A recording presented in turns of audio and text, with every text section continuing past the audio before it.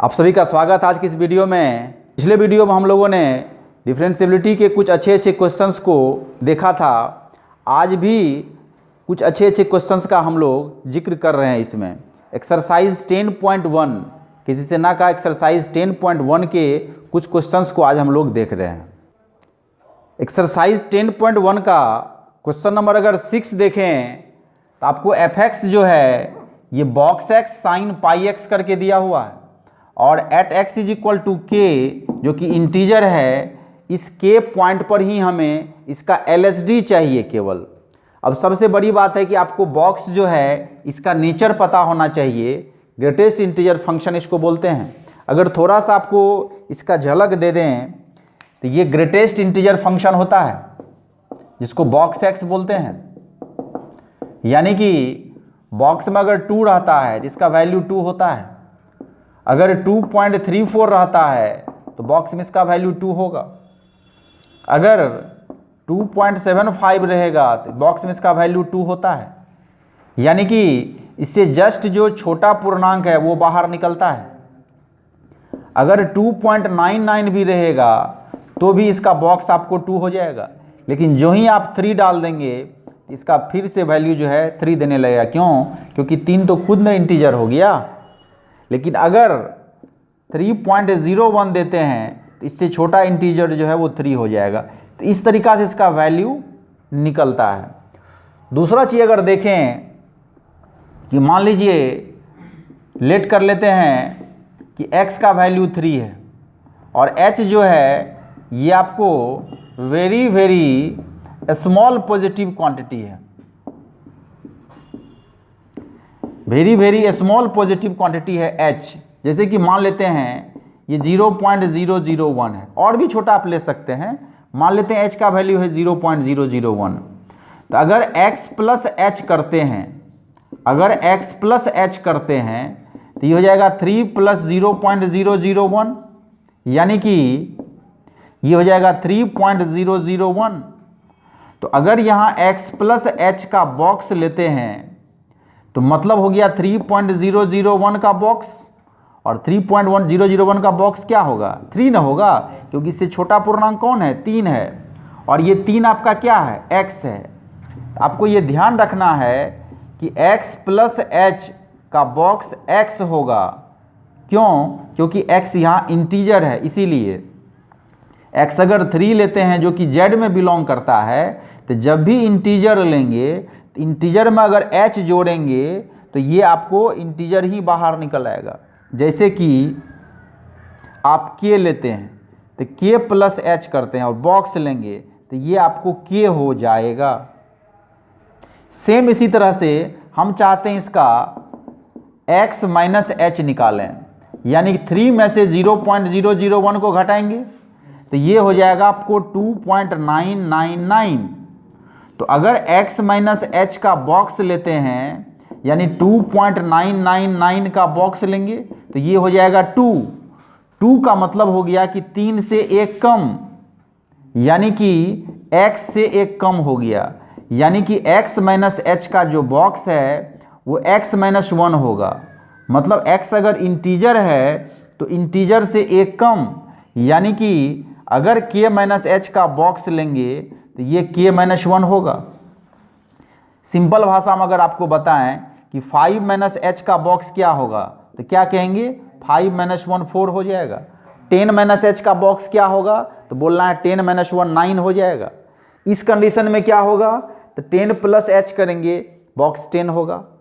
आप 11 plus h करेंगे, value 11 होगा। तो ये बॉक्स के संदर्भ में कुछ जानकारी आपको जानना था जो कि आपको बता। इस कॉन्सेप्ट का भी इस क्वेश्चन में यूज होगा।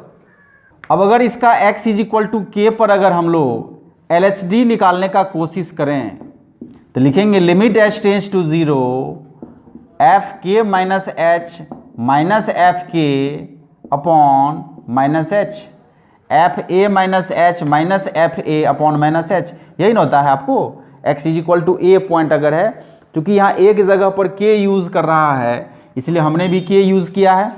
अब सभी का वैल्यू क्या करेंगे? जैसे k माइनस h, तो ये k माइनस h इस x के जगह पर यहाँ भी आएगा और यहाँ भी आएगा। तो ये होगा k माइनस एच का बॉक्स साइन पाई इंटू के माइनस एच माइनस एफ के।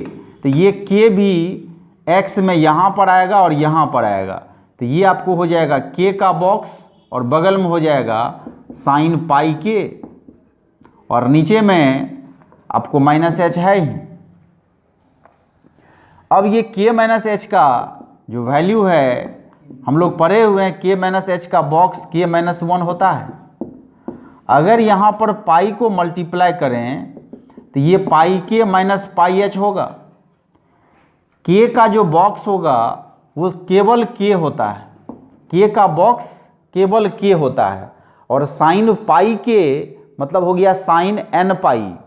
k यहाँ इंटीजर न है, तो k अगर इंटीजर है, जैसे कि k आपका वैल्यू जो है, मान लीजिए आप 1 लेते हैं या 2 लेते हैं या 3 लेते हैं या माइनस में लेते हैं या आप 0 लेते हैं, ये सबका सब इंटीजर होता है।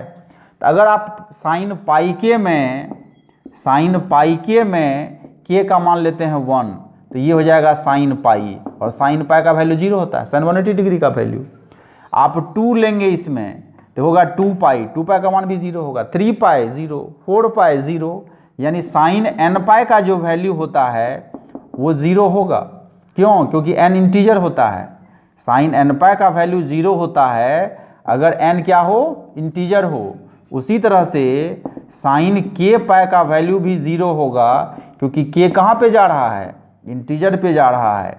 इसीलिए साइन पाई के का वैल्यू जो यहाँ पर होगा ये 0 हो जाएगा। नीचे में माइनस एच तो है ही। अब अगर स्टेप को हम आगे बढ़ाते हैं तो यहाँ पर हो जाएगा k माइनस 1।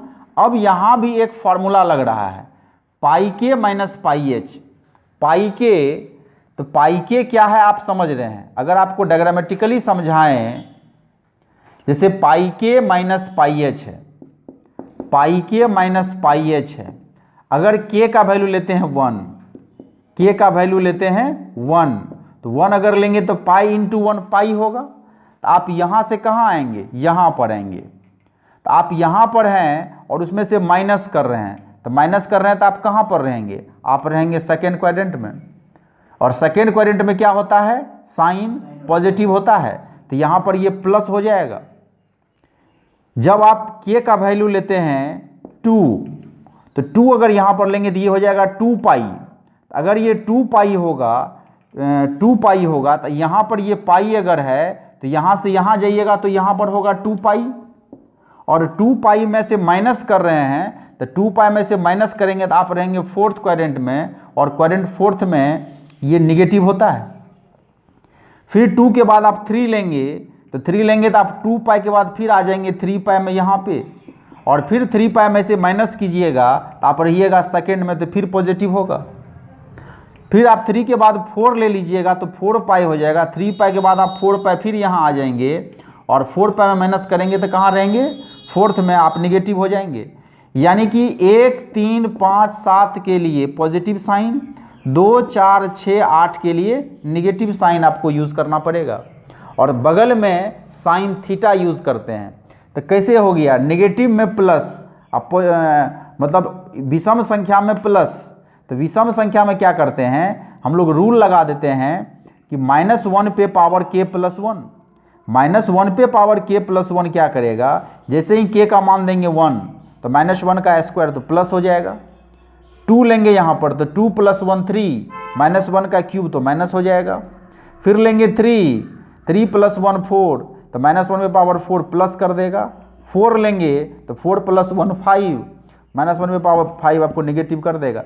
तो ये साइन आपको यहाँ पे लगाना पड़ेगा। तो ये साइन होगा -1 पे पावर k प्लस 1, और बगल में साइन थीटा, तो साइन थीटा मतलब हो गया पाई एच। ये जो पाई एच है ये थीटा का काम कर रहा है, जो कि बगल में लिख देना है। ये साइन दे दिए और बगल में साइन थीटा दे दिए। क्यों, आपको ट्रिग्नोमेट्री में बता दिए हैं। इस पूरे का वैल्यू हट गया, नीचे में आपको -h है। अब इसको क्या करना है, लिमिट्स का रूल लगाना है। जैसे कि k - 1, यहाँ पर -h मतलब हो गया -1 इंटू, तो -1 पे power k plus 1 sine pi H, नीचे में जो -1 है, एक -1 इसको देते हैं और एक h इसको देते हैं। तो ये जो -1 है ये ऊपर जाकर के इसके पावर को कम कर देगा। तो limit h tends to 0 k -1 into -1 पे पावर k होगा, क्योंकि k + 1 और नीचे में ये 1 है तो 1 घट न जाएगा, तो यहाँ कट करके ये -1 पे पावर k बचेगा। और इसमें क्या करते हैं, लिमिट्स का रूल लगाते हैं, और लिमिट्स का रूल क्या कहता है कि साइन के एंगल में जो है सो नीचे होना चाहिए। तो साइन के एंगल में क्या है, πh है। तो अगर πh नीचे हम लिखते हैं तो हमने एक्स्ट्रा क्या लिखा, हमने एक्स्ट्रा पाई लिखा, क्योंकि पाई नहीं ना था। तो नीचे पाई लिखे हैं तो ऊपर भी क्या करेंगे, पाई लिखेंगे, ताकि ये पाई अगर कट जाएगा तो इस h पे कोई इफेक्ट नहीं पड़ेगा। तो इस पूरे का वैल्यू हो गया 1, यानी इसका लिमिट्स हो जाएगा k -1 इंटू -1 पे पावर k, इस पूरे का वैल्यू होगा 1 और बगल में होगा पाई। तो इसी को ढंग से अगर लिख देते हैं तो यही आपको LHD निकल गया इस फंक्शन का k पॉइंट पर। कहीं पर लिखा हुआ है limit fx - fa upon x - a x tends to a। Limit fx - fa upon x - a x tends to a। दूसरा के पहला केस अगर इसका देखें हम कि लेट कर लेते हैं x = a - h, x tends to a अगर है तो इसको a - h भी मान सकते हैं, इसको a + h भी मान सकते हैं। हमने ये माना कि x जब a के बहुत समीप पहुंच गया है तो मान लेते हैं जो x है वो a से थोड़ा सा छोटा है, थोड़ा सा छोटा है, ऐसा माने। तो अगर x टेंस करेगा a के तरफ तो मान लीजिए x का वैल्यू a हो गया, तो यहाँ पर जब a डालेंगे तो क्या होगा, a = a - h, तो वहाँ से h निकालिएगा तो h का वैल्यू 0 होगा। मतलब ये हुआ कि h टेंस टू 0 हो जाएगा। x को अगर a - h मानते हैं तो x जितना a के समीप पहुँचेगा h का वैल्यू उतना ही 0 के समीप चल जाएगा। तो इस टर्म को यदि हम h में कन्वर्ट करने का कोशिश करें तो ये क्या होगा, सो देखिए fx, x का वैल्यू है a - h माइनस fa, नीचे में x का वैल्यू डालेंगे a - h और बगल में है -a। सब के जगह पर जब डाल देंगे तो इसमें अब x कहीं है, नहीं है, इसीलिए अब x टेंस टू a नहीं बल्कि h टेंस टू 0 हमें लिखना है। तो ये हो जाएगा limit h tends to 0 fa - h minus fa, और नीचे में अगर देखें तो ये कैंसिल अगर हो जाएगा तो क्या बचेगा, -h बचेगा। और अगर आपको याद हो तो ये LHD का फॉर्मूला होता है, limit fa - h minus fa - h h tends to a, ये LHD है ये। तो x का वैल्यू जब a - h माने हैं तो LHD मिला है।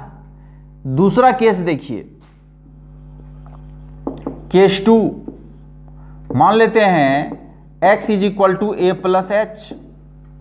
जैसे थोड़ा सा छोटा करके माने हैं वैसे ही थोड़ा बड़ा करके भी मान सकते हैं। तो अगर इसमें x टेंस करेगा a के तरफ तो यहाँ भी h टेंस करेगा 0 के तरफ। x a के जितना समीप पहुँचेगा h 0 के उतना ही समीप पहुँच जाएगा। अब इस वैल्यू को भी इसी में डालने का कोशिश करते हैं।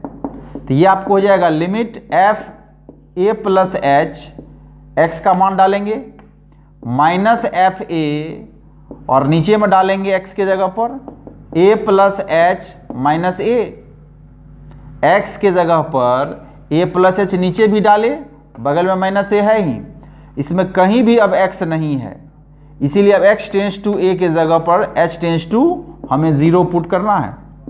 अगर इसे हम सॉल्व करें तो ऊपर में तो fa + h माइनस fa है ही, नीचे में ये -a + a अगर कैंसिल हो जाएगा तो ये आपको h हो जाएगा। तो ये जो टर्म है, ये जो टर्म हमें दिख रहा है यहाँ पर कि fa + h minus fa + h, ये आपका RHD होता है। तो ये पूरा का पूरा टर्म जो अगर देखें कि ये जो टर्म है इस टर्म को आप एक केस से सॉल्व किए तो ये LHD हो गया, इसी केस को दूसरे स्तर से सॉल्व किए तो ये RHD हो गया। तो इसका मतलब हो गया कि इसमें दोनों चीज है, इसमें दोनों चीज है, इसमें LHD भी है, इसमें RHD भी है। तो लिखेंगे कि सिंस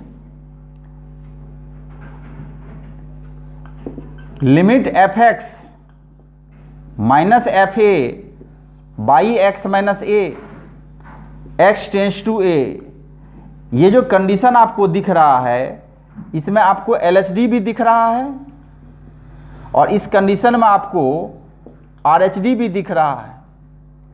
इसमें LHD भी है, इसमें RHD भी है।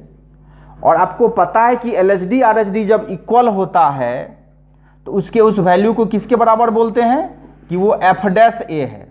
LHD RHD जब इक्वल होता है तो बोलते हैं वो डिफरेंशिएबल है, और डिफरेंशिएबल होता है तो हम लोग क्या करते हैं उसको f' a के बराबर लिखते हैं। इसीलिए जब इस टर्म को हमें लिखना है इसके वैल्यू को, इसके वैल्यू को हम लिख सकते हैं कि यह f' a है। ये जो टर्म है ये एक फॉर्मूला बन रहा है जिसे हमें याद रखना पड़ेगा कि limit fx minus fa upon x minus a x tends to a, ये f' के बराबर होता है। क्यों? क्योंकि इसी में LHD भी है और इसी में RHD भी है। डॉक्टर केसी सिन्हा का जो एक्सरसाइज 10.1 है उस एक्सरसाइज की अगर क्वेश्चन नंबर 7 को हम देखें, उसमें आपको f2 का वैल्यू दिया हुआ है 4, f'2 का वैल्यू दिया हुआ है 1। आपको बोल रहा है इसका वैल्यू क्या होगा। क्वेश्चन ये है, इसको बनाने का तरीका क्या है, आपको ये स्टेप ध्यान रखना पड़ेगा। इसमें xf2 minus 2f2 plus 2f2 हमें करना है। 2f2 को हमें घटाना है, 2f2 को हमें जोड़ना है, ताकि ये अगर कट जाएगा तो वैल्यू पर कोई इफेक्ट नहीं पड़ेगा। लास्ट में माइनस 2fx जो है उसको लिख देना है। ये xf2 यहां पर है ही, 2fx माइनस में यहां पर है ही, केवल 2f2 को इसमें घटाए हैं, 2f2 को जोड़े हैं, ताकि ये कट जाएगा तो इस ऊपर वाले वैल्यू पर कोई इफेक्ट नहीं पड़ेगा। नीचे का टर्म आपको x माइनस 2 तो रहेगा ही। इस दोनों से क्या कॉमन आ रहा है? पहला जो दो टर्म है इसमें से f2 कॉमन आ रहा है, तो f2 जब कॉमन लेंगे तो x माइनस 2 बचेगा। इस बाद वाले टर्म से क्या कॉमन आ रहा है? 2 कॉमन आ रहा है। लेकिन अगर माइनस 2 कॉमन लें तो माइनस 2 कॉमन लेंगे तो fx पॉजिटिव हो जाएगा, और ये जो f2 देख रहे हैं ये निगेटिव हो जाएगा।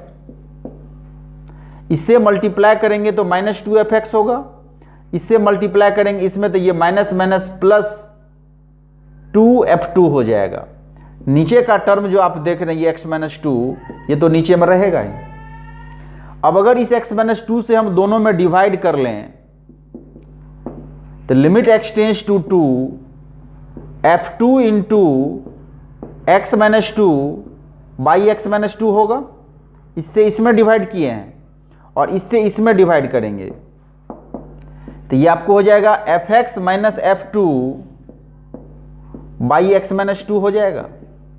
इससे इसमें डिवाइड किए और इससे इसमें डिवाइड किए, तो ये जो डिवाइड किए इसमें, तो इसमें x माइनस 2 क्या होगा? कैंसिल होगा। तो यहां क्या बचेगा? लिमिट x टेंस टू 2, यहां बचेगा f2 ऊपर में, और यहां जो देख रहे हैं 2 इंटू fx माइनस f2, और नीचे में कितना हो जाएगा? x minus 2। तो f2 जो है ये कांस्टेंट है, इस कांस्टेंट पर इस लिमिट का कोई इफेक्ट नहीं पड़ेगा। इसलिए इस लिमिट को क्या करते हैं, यहां पे लाके इसके सामने लगाते हैं, क्योंकि यहां पर वेरिएबल पार्ट न है।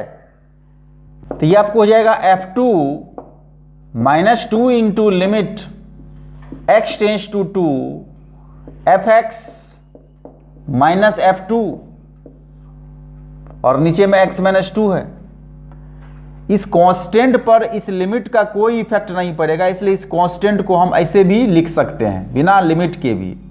इस लिमिट को क्या करते हैं, इस टर्म के आगे में यहाँ पर हमने लगाया है, 2 मल्टीप्लिकेशन में है ही। तो ये जो टर्म आप देख रहे हैं, ये टर्म यहाँ से लेकर यहाँ तक, इसी टर्म के बारे में भी बताए थे फॉर्मूला कि limit f x minus f a by x minus a x tends to a. तो ये ए के जगह पर यहाँ 2 चल रहा है, तो f x minus f two by x minus two x tends to 2, ये बाय द फॉर्मूला जो पीछे का है वो एफ डैश ए यानी एफ डैश 2 हो जाएगा। इस पूरे का वैल्यू एफ डैश 2 हो गया पीछे के फॉर्मूला से। अब देखिए इस F2 का और F डैश 2 दोनों का वैल्यू आपके बुक में दिया हुआ है। F2 का वैल्यू कितना 4 और F डैश 2 का वैल्यू कितना 1। ये जो वैल्यू है ये आपके क्वेश्चन में ही दे रखा है, F2 का वैल्यू 4 और F डैश 2 का वैल्यू 1। अगर इसको सॉल्व करें तो 4 - 2 हो जाएगा 2 और यही 2 आपको फाइनल आंसर हो जाएगा। एक थ्योरम अगर हम लोग देख लें इसका डिफरेंशिएबिलिटी का, वो थ्योरम कहता है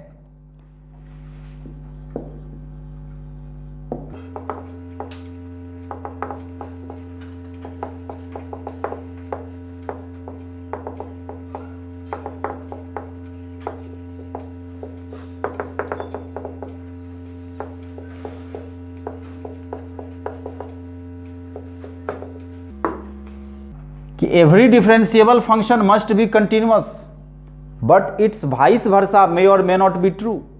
यानी कि प्रत्येक जो डिफरेंशिएबल फंक्शन होता है, प्रत्येक अवकल फलन संतत होता है, लेकिन प्रत्येक संतत फलन अवकल नहीं होता है।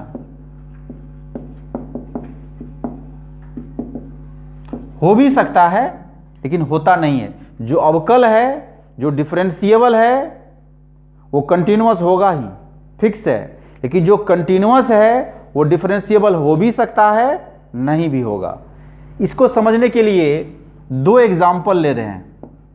एग्जाम्पल 1, वो एग्जाम्पल क्या है, ग्राफिकली आपको बताते हैं कि जैसे एक पैराबोलिक शेप का फंक्शन ले रहे हैं y = x²। अगर इसके ग्राफ को हम 0 पर देखें, इस 0 पर ये डिफरेंशिएबल होगा। अगर 0 पर आप LHD निकालेंगे एट x = 0, LHD निकालेंगे फॉर्मूला से, जो फॉर्मूला आपको बताए थे पीछे, तो सॉल्व कीजिएगा तो सॉल्व करने पर आपको LHD का वैल्यू 0 आएगा। आप RHD निकालिएगा तो सॉल्व करने पर आपको वैल्यू 0 आएगा। तो जब LHD और RHD दोनों इक्वल है तो लिखेंगे कि सिंस LHD = RHD, इसका मतलब हो गया कि यह फंक्शन जो है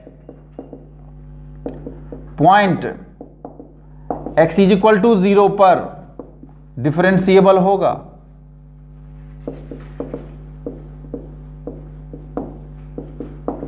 तो अगर ये फंक्शन डिफरेंशिएबल है तो ये इस 0 पर कंटिन्यूअस भी हो रहा है। कैसे? तो इसका ग्राफ क्या 0 पर टूट रहा है। अगर यहाँ से ग्राफ के अलोंग हम पेन के नीब को ले चलें तो बिना पेन के नीब को उठाए ही इस पॉइंट के बाईं तरफ से दाईं तरफ हम निकल सकते हैं। तो जो ही पेन के नीब को बिना उठाए ही हम बाईं तरफ से दाईं तरफ क्रॉस कर गए, इसका मतलब हुआ कि इसका जो नेचर है वो कंटिन्यूटी का है, यानी 0 पर यह कंटिन्यूअस है।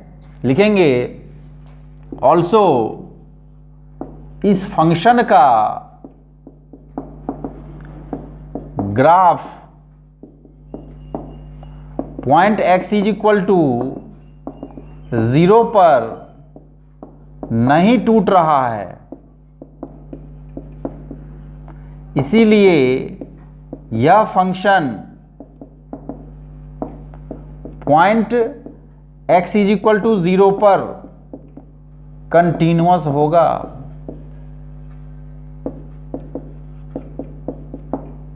यह function point x equal to 0 पर कंटिन्यूअस होगा, यानी ये 0 पर डिफरेंशिएबल तो है ही, और डिफरेंशिएबल है साथ ही साथ ये कंटिन्यूअस भी हो गया।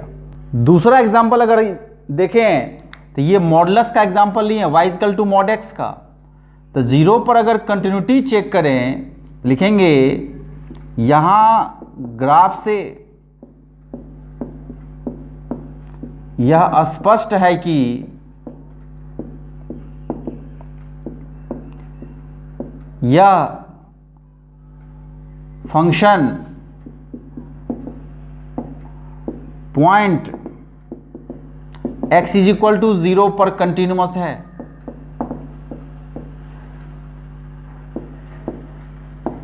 जीरो पर यह ग्राफ कंटिन्यूअस है। क्यों?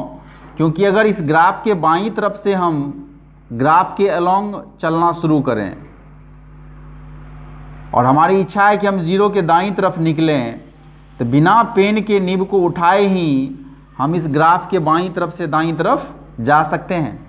तो अगर पेपर पर से पेन का निब नहीं उठा और आप उस पॉइंट को क्रॉस कर गए, इसका मतलब है कि आप कंटिन्यूअस हैं। तो ग्राफिकली हम कह सकते हैं कि यह फंक्शन 0 पर कंटिन्यूअस है। अब क्या कर रहे हैं, now at x is equal to 0 पर हम चाहते हैं इसका LHD निकालें। LHD का फॉर्मूला आपको मगर याद दिला दें, फॉर्मूला कैसे होता है। तो limit h tends to 0 f0 minus h minus f0 by minus h, बताए थे ना ये formula. Limit h tends to 0, ये 0 माइनस h अगर डालेंगे इसके फंक्शन में यहाँ पे, तो ये हो जाएगा माइनस h का मॉड। 0 अगर डालेंगे तो 0 का मॉड, और नीचे हो जाएगा माइनस h। तो लिमिट h टेंस टू 0, ये मॉड क्या करेगा, माइनस को प्लस कर देगा, और नीचे में माइनस h है। तो ये अगर h कट जाएगा तो यहाँ पर बचेगा -1, और -1 कांस्टेंट संख्या है जिस पर लिमिट का कोई इफेक्ट नहीं पड़ेगा, यानी LHD का वैल्यू कितना हो गया, -1। फिर क्या करते हैं, जब RHD हम निकालेंगे तो ये आपको हो जाएगा limit h tends to 0 f0 plus h minus f0 by plus h। अब अगर इसका भी वैल्यू हम निकालें अगर, तो ये 0 प्लस h अगर इसमें जाएगा तो ये होगा h का मॉड। 0 अगर डालेंगे तो 0 का मॉड 0 होगा, और नीचे तो h है ही। तो इसको जब सॉल्व करेंगे तो h का मॉड होगा h, नीचे तो h है ही। तो अगर ये h कैंसिल हो जाएगा तो इसका वैल्यू होगा 1, और 1 पे लिमिट का कोई इफेक्ट नहीं पड़ेगा, इसीलिए RHD का वैल्यू हो गया 1, LHD का वैल्यू हो गया -1, RHD का वैल्यू हुआ 1। तो क्या LHD और RHD इसका बराबर हुआ? तो कहेंगे नहीं, LHD का वैल्यू -1, RHD का value 1। Since LHD does not equal to RHD, इसीलिए यह function point x is equal to 0 पर डिफरेंशिएबल नहीं होगा।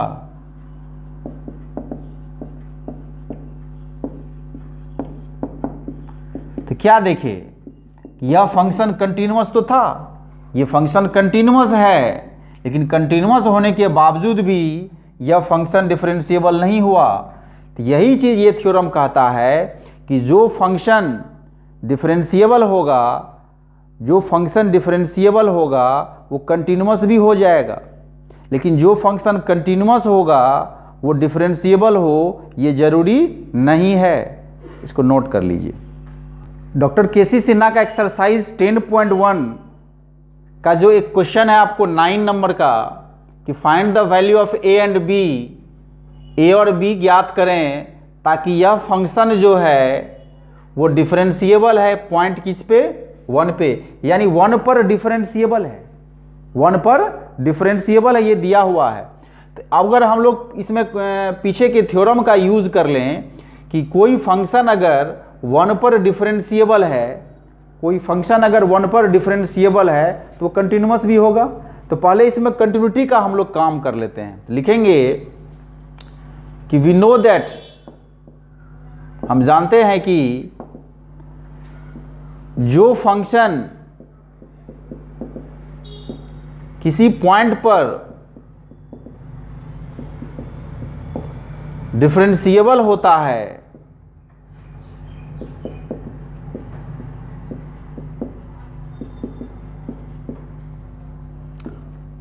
वह फंक्शन उस पॉइंट पर कंटिन्यूअस भी होगा, कंटिन्यूअस भी होगा। इसलिए सबसे पहला काम क्या करेंगे, कंटिन्यूटी का करेंगे। लिखेंगे नाउ फॉर कंटिन्यूटी। कंटिन्यूटी के लिए क्या करते हैं हम लोग, LHL निकालते हैं। तो limit f x x tends to 1 minus h, LHL का formula limit f x x tends to 1 minus h. तो अगर हम यहाँ पर देखें एक से छोटा फंक्शन, तो x लेस देन 1 यहाँ पे है, तो इसका जो कोरस्पॉन्डिंग फंक्शन है x square plus 3x plus a, इसका कोरस्पॉन्डिंग जो फंक्शन है x square plus 3x plus a, इसी को यहाँ प्लेस करना है। इसमें x के जगह पर क्या करें, इसमें x के जगह पर हम लिखेंगे 1 माइनस एच। तो 1 माइनस एच का square 3 into 1 minus h plus a। जो ही x के जगह पर 1 माइनस एच डालें तो h कहाँ जाएगा, 0 की तरफ। अगर आप इसको सॉल्व करते हैं एक दो स्टेप और, यानी फॉर्मूला इसमें लगाते हैं, यानी a square minus 2ab plus B square plus 3 minus 3h plus a होगा। जो ही h का वैल्यू इसमें आप 0 डालेंगे, ये टर्म हट जाएगा, ये टर्म हट जाएगा। तो 3 प्लस 1 4 प्लस a, यानी LHL का वैल्यू 4 प्लस a आपको हो जाएगा लिमिट्स लेने के बाद। अगर चाहें इसको आप एक दो स्टेप और सॉल्व कर सकते हैं तो आप कर सकते हैं, लेकिन फाइनली LHL का वैल्यू आपको आएगा 4 प्लस a। इसी तरह से अगर RHL निकालें तो ये होगा limit f x x tends to 1 plus h. अगर x tends to 1 plus h, एक से बड़ा फंक्शन उठाएं तो x बड़ा है 1 से, यानी bx प्लस 2 होगा। तो यहाँ पर लिखेंगे bx प्लस 2। इसमें x के जगह पर क्या डालेंगे, 1 plus H, b into 1 plus H plus 2। तो h कहाँ जाएगा, 0 की तरफ जाएगा। अगर h का वैल्यू 0 इसमें पुट कर दें तो ये b प्लस 2 हो जाएगा। तो लिखेंगे कि चूंकि यह function point x is equal to 1 पर कंटिन्यूअस है, कंटिन्यूअस होगा, इसीलिए LHL का वैल्यू और RHL का वैल्यू क्या होगा, इक्वल हो जाएगा। तो LHL का वैल्यू कितना निकाले हैं, 4 प्लस a। RHL का वैल्यू कितना निकला है, b प्लस 2। तो ये 4 प्लस a और b प्लस 2 आपस में बराबर हो गया है। इसको हमें समीकरण 1 मान लेना है कि LHL RHL जब आपस में बराबर है, यानी 4 प्लस a जो निकाले हुए हैं वो, और यहाँ पर जो निकाले हुए हैं b प्लस 2, 4 प्लस a और b प्लस 2 दोनों बराबर हो जाएगा। अब क्या करते हैं, नाउ फॉर डिफरेंशिएबिलिटी।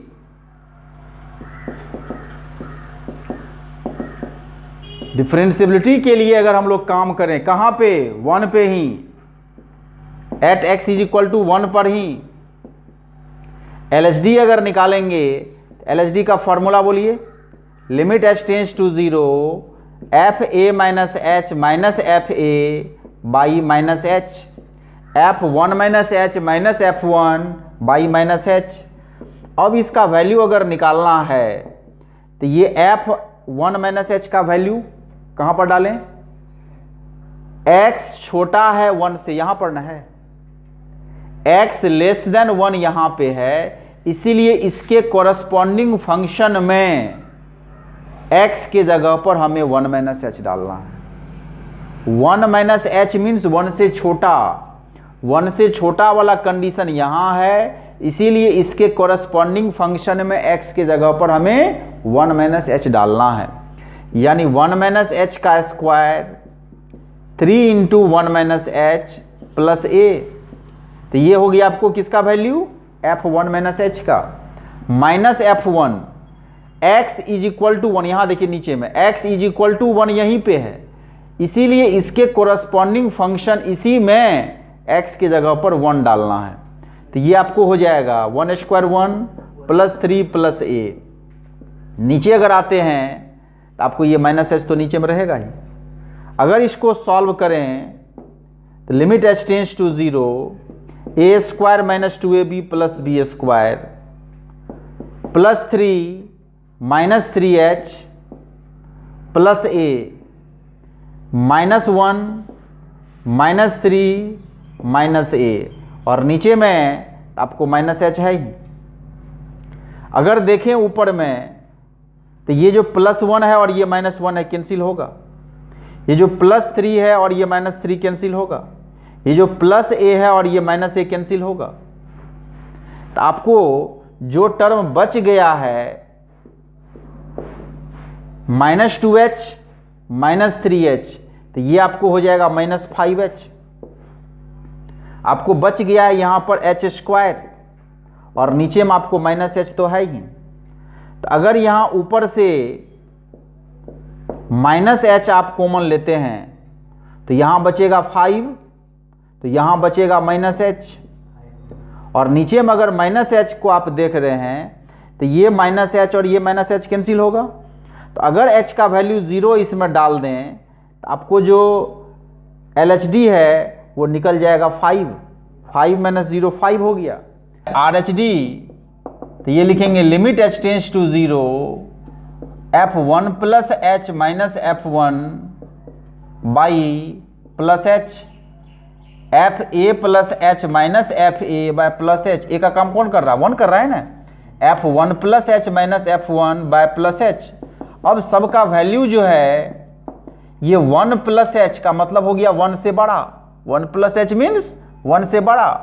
तो x बड़ा है 1 से यहाँ पे है, इसीलिए इसके कॉरस्पॉन्डिंग फंक्शन में यहाँ पे x के जगह पर हमें 1 प्लस h डालना है, यानी b into 1 plus h plus 2, ये 1 प्लस h डाले हैं इसमें x के जगह पर, माइनस F1।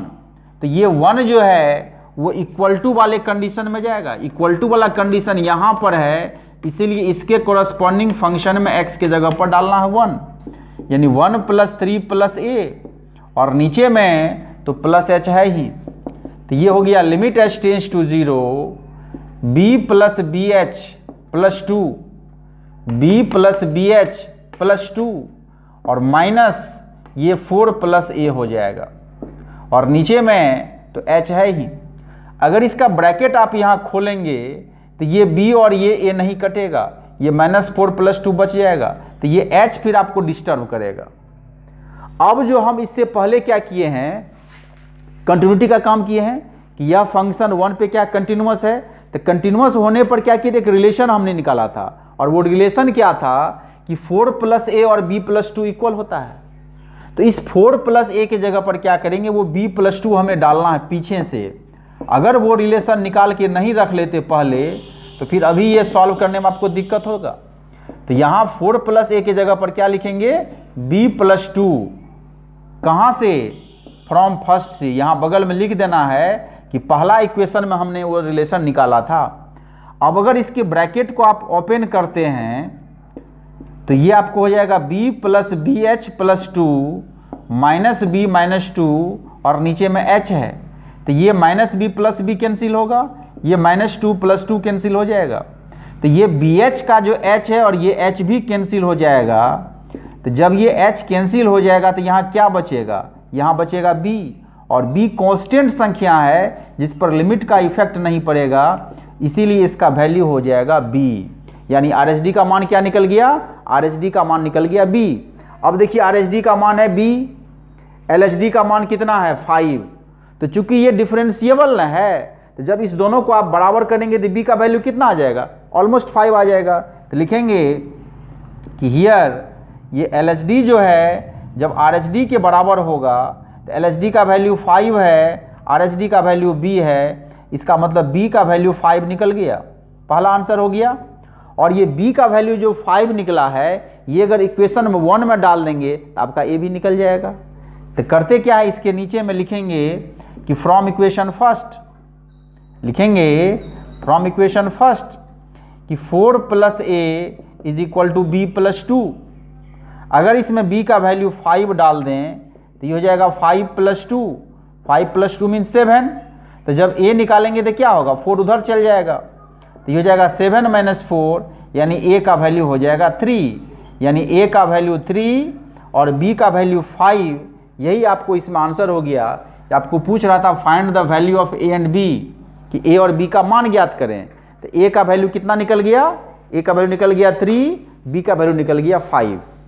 इसी पे आधारित इसमें 1-2 और क्वेश्चंस है, और इस एक्सरसाइज के वर्कआउट में भी आपको 1-2 क्वेश्चन दिया हुआ जो इसी थ्योरम पे आधारित है। आज आप लोगों का वर्क रहा कि इस टाइप का जो क्वेश्चन है इसको आप लोग बना लेंगे। मतलब चैप्टर 10.1 के टोटल क्वेश्चन को आज आप लोग जाके बना सकते हैं। आज आपका वो चैप्टर 10.1 क्लोज हो गया है। हम लोग अगले वीडियो में फिर कुछ दूसरे टॉपिक, डिफरेंशिएबिलिटी के बाद हम लोग डिफरेंशिएशन ही ऑलमोस्ट पढ़ेंगे। तो डिफरेंशिएशन के साथ हम लोग अगले वीडियो में मिलते हैं। तब तक के लिए आप सभी को बेस्ट ऑफ लक।